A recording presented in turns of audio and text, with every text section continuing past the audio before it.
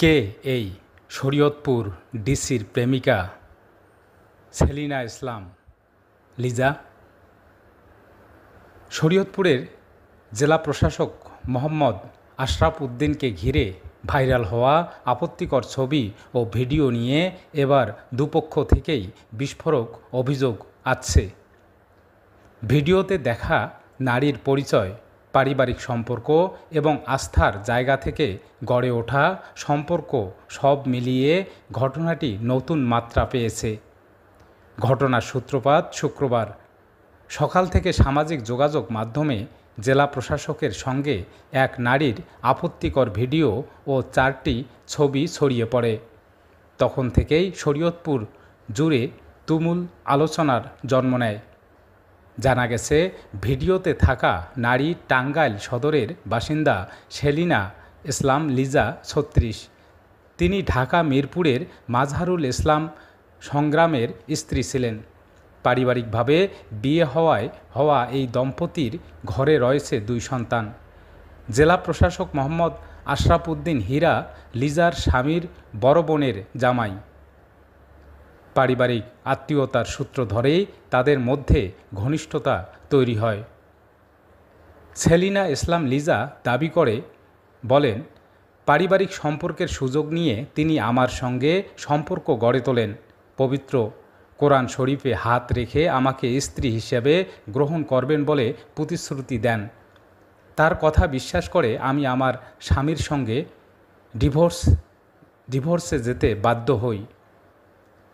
তিনি আরও বলেন, পরে তিনি আশরাফ উদ্দিন তার স্ত্রীর সঙ্গে আর্থিক বিরোধে জড়িয়ে পড়েন। তখন আমাদের সম্পর্ক গুরুত্বহীন হয়ে পড়ে। আমাকে পাত্তা না দিয়ে উল্টো বলছেন আমি তাকে ব্ল্যাকমেইল করছি, অথচ তার পারিবারিক সমস্যা সামাল দিতে তিনি নিজেই আমাকে ব্যবহার করেছেন। আমাকে শারীরিক ও মানসিকভাবে নির্যাতন করেছেন। অন্যদিকে জেলা প্রশাসক আশরাফ উদ্দিন হীরা শুক্রবার রাতে হোয়াটসঅ্যাপে দেশের প্রথম সারির একটি গণমাধ্যমকে জানান, লিজা তার আত্মীয় এবং পারিবারিক যোগাযোগ থেকেই সম্পর্ক তৈরি হয়েছিল, কিন্তু এক পর্যায়ে ওই নারী তাকে ঘনিষ্ঠ করে নানা সময়ে ঘুমের ঔষধ খাইয়ে ছবি ও ভিডিও ধারণ করেন এবং পরে ব্ল্যাকমেইল শুরু করেন।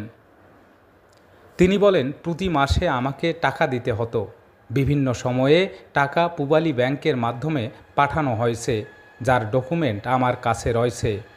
শেষমেশ তিনি আমার স্ত্রীর সঙ্গে সম্পর্ক ছিন্ন করতে বলেন এবং বিয়েতে রাজি না হলে বড় অঙ্কের টাকা দাবি করেন।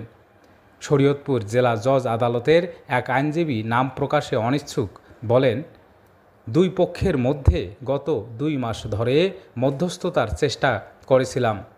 আমি বিয়ের প্রস্তাব দিয়েছিলাম, কিন্তু নারী পক্ষ মোটা অঙ্কের টাকা দাবি করেন এবং 30 জুনের মধ্যে তা পরিশোধের সময়সীমা দেন।